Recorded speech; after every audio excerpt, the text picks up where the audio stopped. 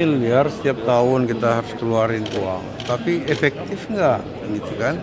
Kecuali guru, tenaga kesehatan itu memang penting. Ya.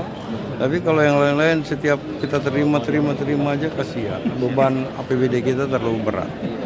Ya, makanya saya minta satu pintu penerimaan melalui BKD, dan kita akan melakukan screening kepada seluruh tenaga kontrak yang asesmen. Akan dipangkas tadi. Bukan soal pangkas, efektivitasnya. Sebenarnya berapa kebutuhan untuk Ya makanya itu yang suruh hitung, kita suruh hitung. Ya, jangan-jangan kita hanya nerima orang hanya karena keinginan, bukan kebutuhan. Ya, itu yang penting.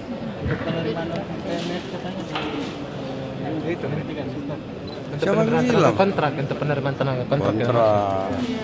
Tapi nanti kan ada polusi dari pemerintah pusat nanti bagaimana? jadi anggaran yang disediakan untuk tenaga kontrak tahun ini berapa? 100. Tetap ya. Tapi kan nanti makanya kita akan coba. Dan dialihkan katanya ke TPP ya. Jadi Nah, jangan dulu dikembangkan ke situ. Jangan dikembangkan ke TPP. TPP udah selesai. Tapi kan kita ingin efektivitas APBD kita itu penting. Artinya setiap tahun ada legacy yang dibuat oleh pemerintah yang dirasakan oleh masyarakat. Itu yang paling penting. Makanya saya bilang jangan hanya berpikir bagaimana menghabiskan APBD ini, tapi bagaimana APBD ini 1 rupiah pun menghasilkan.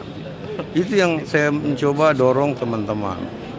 Yang kedua, tadi saya minta supaya kolaborasi itu penting. Ya, belajarlah bekerja teamwork. Ya, ego sektoral itu harus sudah dikubur. Apalagi masa sulit seperti ini. Ya, masa pandemi belum berakhir. Ya, usaha-usaha banyak yang kolaps. Banyak saudara kita dirumahkan. Ya tentu belanja pemerintah ini harus efektif ya untuk mendorong pertumbuhan. Kalau pertumbuhan kita naik, orang yang dirumahkan udah mulai kerja, ya PHK udah mulai berhenti. Saya kira itu yang penting.